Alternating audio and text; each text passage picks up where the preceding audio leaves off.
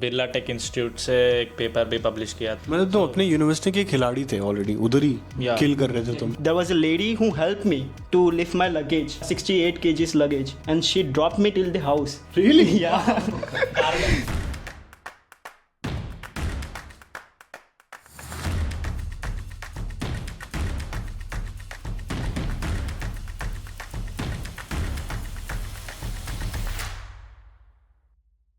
Alright guys, so welcome back once again. If you're somebody new to my channel, my name is Nikhilesh. I live in Berlin, but at the moment I'm here in Cottbus with students who are currently studying in BTU Cottbus. इन लोगों को आए हुए शायद से एक ही महीना हुआ है. Is that correct? Before we dive deep into the topic for today, why don't we just start with your introductions and tell audience about where are you from, what have you studied in the past, grades कितने आए थे आपके, IELTS में कितना आया था, और अभी आप क्या मास्टर्स कर रहे हो? Hello, my name is Rohit. I am from Pune. Actually, I am doing here masters in hybrid electric propulsion technology.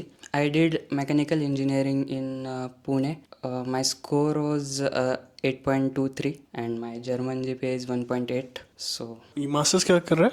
masters in hybrid electric propulsion technology. Okay, तो आप कर रहे हो वो वाला कोर्स और कौन कौन कर रहा है? Same course? सब सेम कोर्स ही कर रहे हो? हाँ, ओके ओके कूल. आपका प्रोफाइल बताना. Yeah, my name is Gaurav. I'm from Telangana, Hyderabad. I'm here doing my hybrid electric propulsion technology, doing my masters in BTU Cottbus. I did my bachelor's from Mallareddy, which is in Hyderabad, and I did my bachelor's with aeronautical engineering, and I scored 8th grade over there with respect to 10. मेरा IELTS का score is like 7. And Hi, my name is Bhagesh and I'm from Mumbai. So I've completed a diploma in electronics engineering. After that, I did a bachelor's in electronics engineering with a minors in electric vehicles. And directly after that, I've come here to pursue my master's in the same course as well. I scored an band of 7.5 in IELTS and my German grade is 1.8 GPA. Hi, I'm Rishi, and I'm here for my master's in hybrid electric propulsion technology. I have done my bachelor's in aerospace engineering with the CGPA of 8.4, and I have achieved like 7 points in IELTS, and my German grade is like 1.8. CGPA कितना था? 8.4. Okay. Hi, I'm Aditya. I have done my bachelor's in aerospace from Kerala, Trivandrum. I did my minors with machine learning. My Indian grade was 7.6 and German grade was 2.4. My IELTS score was about 7.5 overall. Okay. Very recently I was approached by a student जिसने मेरे से पूछा कि मैंने diploma किया हुआ है और मैं सेकेंड ईयर में डायरेक्ट एडमिशन लिया था.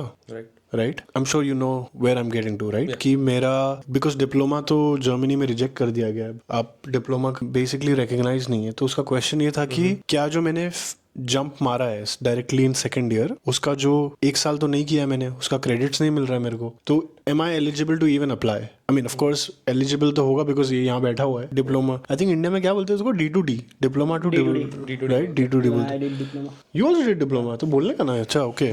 So anyone else did diploma? सबने बाकी ने डायरेक्ट डिग्री किया हुआ है, राइट? इसका कोई तुम्हें दोनों को इशू नहीं आया कहीं प्रेजेंट करते वक्त? क्या If the subjects wants more credit, then we show diploma subjects.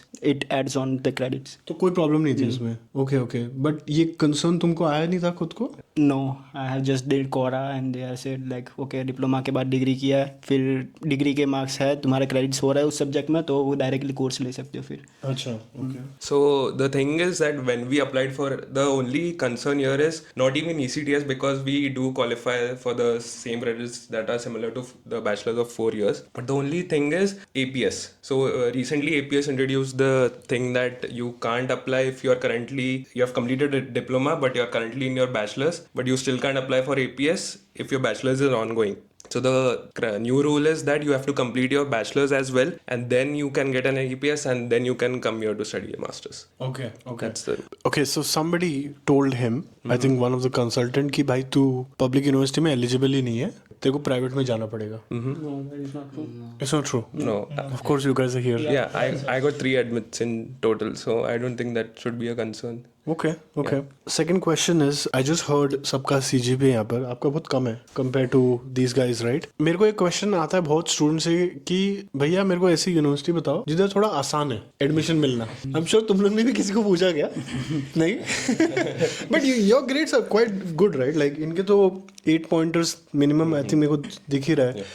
आपको ये तकलीफ नहीं आएगी यार मेरे को ग्रेड एडमिशन मिलेगा नहीं मिलेगा पब्लिक यूनिवर्सिटी में? सो मेरा क्या सीन था, in some colleges like according to my college मेरा ग्रेड 2.5 आ रहा था। आई वाज एट बॉर्डर, हो सकता है एडमिशन हो या ना हो, बट मेरा मोस्टली जो मेरा मोटिवेशन था और मेरे जो पास्ट एक्सपीरियंस रहे कॉलेजेस में, सो मैं अपने कॉलेजेस में खुद एक एंटरप्रेन्योरियल एक सेल डेवलप रन करता था, जो basically they were doing work for other startups. So वो रन करता था और उसके अंदर मैंने खुद 2-3 प्रोजेक्ट्स किए हुए थे which was actually related to hybrid electric propulsion, जो मेरा अभी कोर्स है। So we were developing a drone itself. So I think mattered because of me getting here. Other than that they also see particular courses like if you have aerodynamics, उसमें अगर आपके grades ज़्यादा अच्छे हैं, जो core चीज़ें आप उनको चाहिए, अगर उसमें ग्रेड्स अच्छे हैं तो वो सिलेक्ट कर लेते हैं। बट एक और चीज़ है, रिजेक्शन भी बहुत आए। ऐसा नहीं है कि आप बस अच्छा करके जाओगे। ड्रेसडन से रिजेक्शन आया मुझे, लाइक वो एयर ट्रांसपोर्ट एंड लॉजिस्टिक्स से, बिकॉज उनको जो मॉड्यूल्स चाहिए बिजनेस रिलेटेड वो नहीं है मेरे पास। तो रिजेक्शंस भी बहुत आएंगे, बस यही है कि अप्लाई करते रहो, like that don't lose the hope कि भाई नहीं मिलेगा।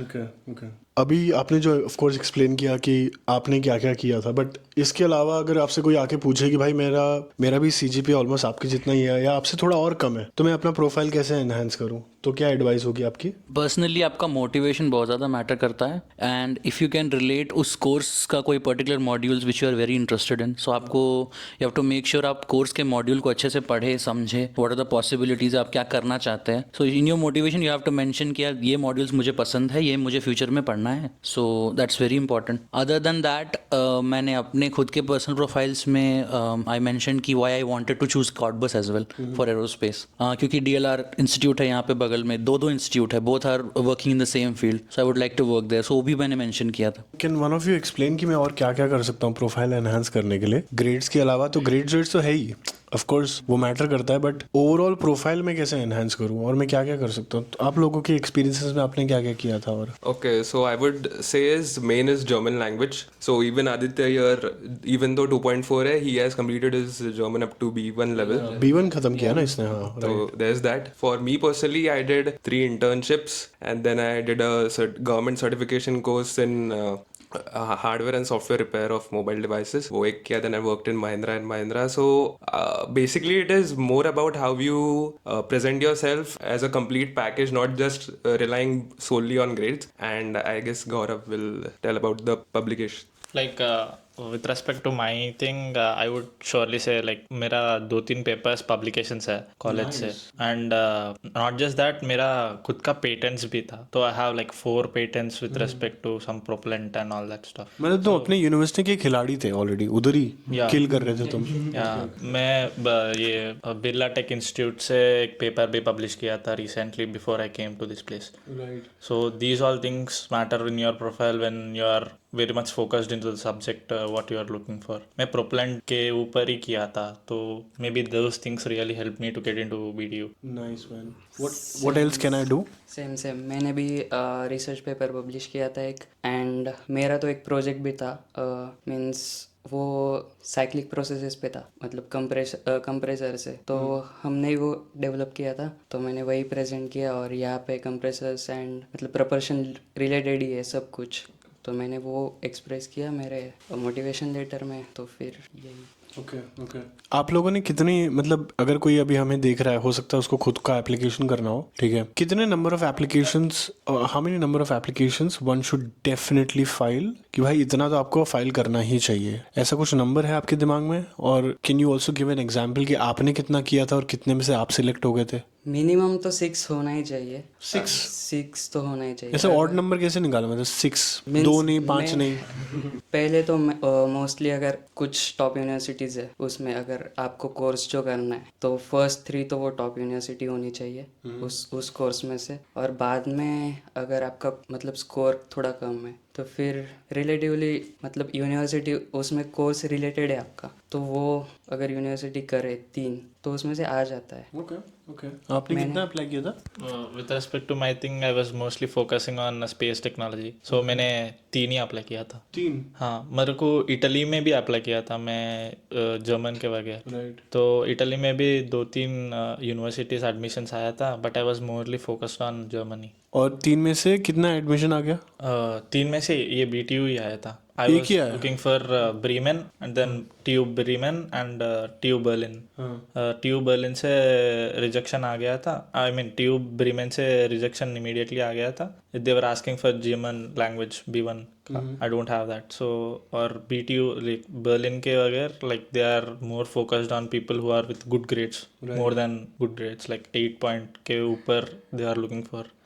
So वहाँ भी रिजेक्शन आ गया. मतलब like I did not get the rejection completely, but वहाँ से कुछ रिप्लाई नहीं आया था. So I was ये BTU का आया, then I like jumped. कितना एप्लीकेशन फाइल किया था? So I applied to around 7 universities, and out of those I got into 3 and baki some rejections. So I would suggest you to, if you are anywhere in between the scale of 1 to 2, you should definitely apply to at least 7 to 8 good colleges and have 2 to 3 as a fail-safe option. Even though it's not completely related to your field, you can definitely choose some interesting modules that you are willing to take up as a career and then decide accordingly.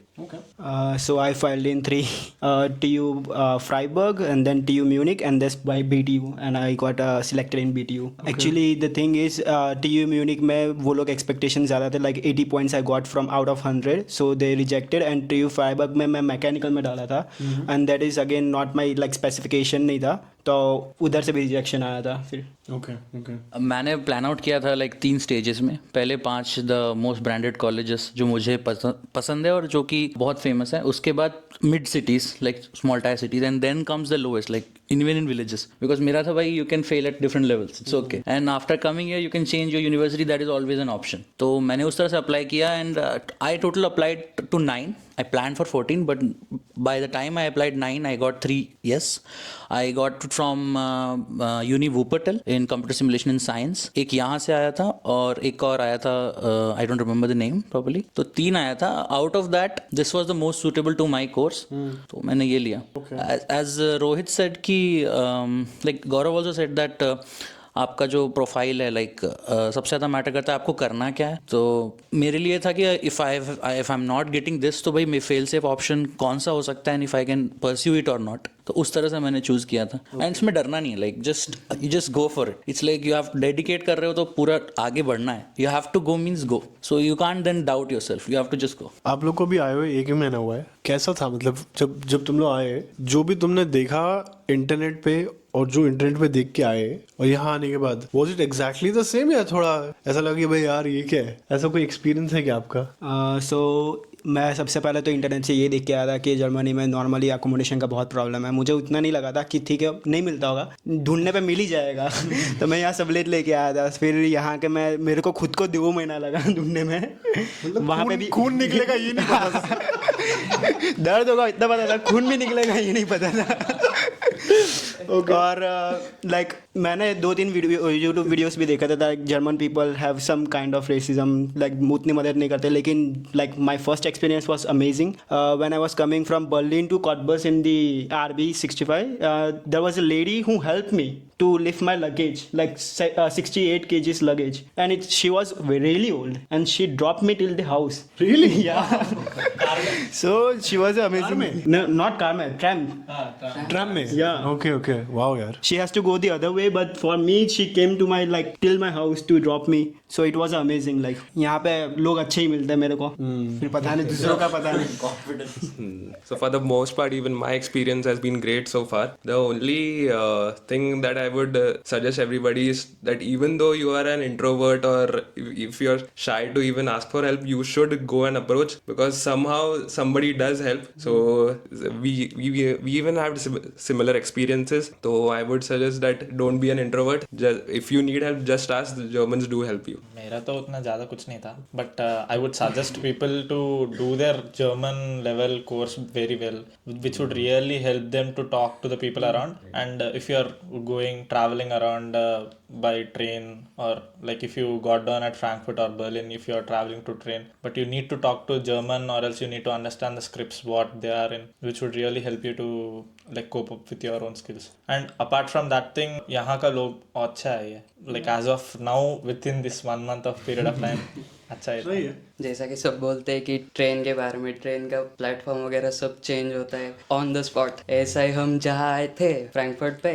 Frankfurt पे हम बैठे थे 1 घंटा, फिर last के 10 minute में train change हो गई, ट्रेन का प्लेटफॉर्म। फिर 10 मिनट में हमारे पूरे 16 बैग्स थे हम सब के। बाप रे। फिर वो एक प्लेटफॉर्म से दूसरे प्लेटफॉर्म में जाने के लिए बहुत टाइम लगा। फिर उसमें जर्मन्स ने हेल्प भी की, हमने सबकी हेल्प की, तो वो हो गया उस दिन। फिर भी हम चढ़े उस ट्रेन में तो अलग कंपार्टमेंट में चढ़े, फिर अंदर से पूरे सारे बैग्स दूसरे कंपार्टमेंट में लोड करते जा रहे एक एक स्टेशन पे।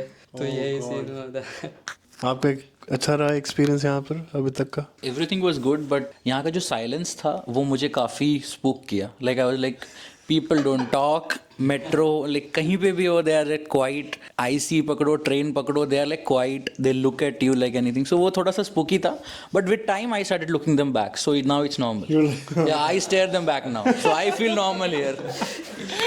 ऐसा ही हम ट्रेन में आ रहे थे, हम बैग्स लेके जा रहे थे, सब ऐसा देख रहे थे हमको कि क्या कर रहे हैं ये लोग ऐसे कैसे लेके जा रहे हैं। फिर हमने लेटा के लेके आ रहे थे क्या? हाँ, कंपार्टमेंट से वो फैब्रिक का था तो बैग्स जा नहीं रही थी। हाँ। फिर एक स्टेशन पे ट्रेन रुकी तो हम बाहर से लेके आए दूसरे कंपार्टमेंट। वो लुक अवॉइड करने के लिए।